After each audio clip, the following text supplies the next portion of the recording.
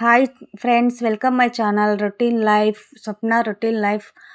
ముందుగా సబ్స్క్రైబ్ చేసుకొని వాళ్ళు ఛానల్ని అయితే సబ్స్క్రైబ్ చేసుకోండి, లైక్ చేసి కామెంట్ చేయండి. ఈరోజైతే శ్రీ భద్రకాళి అమ్మవారిని దర్శించుకోవడం జరిగిందండి. 1000 సంవత్సరాల చరిత్ర గల అమ్మవారి టెంపుల్ మన భారతదేశంలోనే ఎక్కడ లేని విధంగా అయితే ఇక్కడ అమ్మవారు విగ్రహం ఉంటుందండి. 9 అడుగుల విగ్రహం, 8 చేతులతో. అమ్మవారి రూపం చాలా గంభీరంగా ఉంటుందండి. మనకు చూడ్డానికి 1000 కన్నులు సరిపోవు. 1000 సంవత్సరాల చరిత్ర గల అమ్మవారి టెంపుల్ అండి. కాకతీయుల రాజుల అప్పుడు రెండవ రాజు అయిన పులికేశవ రాజు దీన్ని నిర్మించారంట. ఇది భద్రకాళి అమ్మవారి చెరువండి. ఇక్కడ ఫోన్లు అలో లేవండి టెంపుల్లో. నేను ఏదో అలా కొంచెం తీశాను. ఇవాళ శాకంబరి ఉత్సవాలు కాబట్టి చాలా పబ్లిక్ రద్దీ ఉంటారండి జనంలో. మనం ఫ్రీ టైంలో అయితే టెంపుల్ని మొత్తం మంచిగా వీడియో తీసి చూపించగలను. మళ్ళీ ఎప్పుడైనా వెళ్ళినప్పుడు నేను భద్రకాళి అమ్మవారు టెంపుల్ని వీడియో తీసి మంచిగా పెడతానండి. ఈరోజు శాకంబరి ఉత్సవాలు కాబట్టి అంత జనాలల్లో మనకు వీడియో ఫ్రీగా తీయడం కుదరదండి. ఏదో అలా తీశాను. ఇది వినాయకుడి టెంపుల్. ఫస్ట్ అయితే ముందు వినాయకుడి టెంపుల్ దర్శనం చేసుకోవాలి.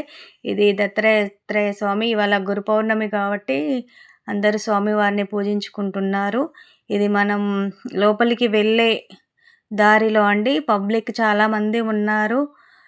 ఈరోజు శాకంబరి ఉత్సవాలు కాబట్టి ముందు రోజే అందరు భక్తులు కూరగాయలన్నీ తీసుకొచ్చి దేవస్థానంలో అప్పగించుతారు. అవన్నీ నైట్ అంతా అందరూ సేవ చేసేవాళ్ళు భక్తులు కూరగాయలు కుచ్చి ఇలా దేవస్థానం మొత్తం అమ్మవారిని మొత్తం అలంకరించుతారండి. ఈరోజు మనం అమ్మవారిని చూడడానికి మన 1000 కన్నులైనా సరిపోవు, అంత అద్భుతంగా ఉంటుంది. నేనైతే వీడియో తీయలేకపోయినా, అసలు ఈ వీడియో కూడా తీయనీయలేదు. అందరు పోలీసులు చుట్టూ ఎక్కడ పడితే అక్కడే పోలీసులు, భక్తులు, సేవ వాళ్ళు అసలు ఫోనే తీయనీయలేదు. ఇది ఇక్కడ అమ్మవారి అమ్మవారి మొక్కి ముడుపులు కట్టుకుంటారండి. వాళ్ళ కోరికలు నెరవేర్చాలని అక్కడ భక్తుల నమ్మకం అండి. అక్కడ దీపాలు పెట్టి కొబ్బరికాయలు కొట్టుకుంటారండి. ఇది మెయిన్ ఎంట్రెన్స్ దర్వాజా.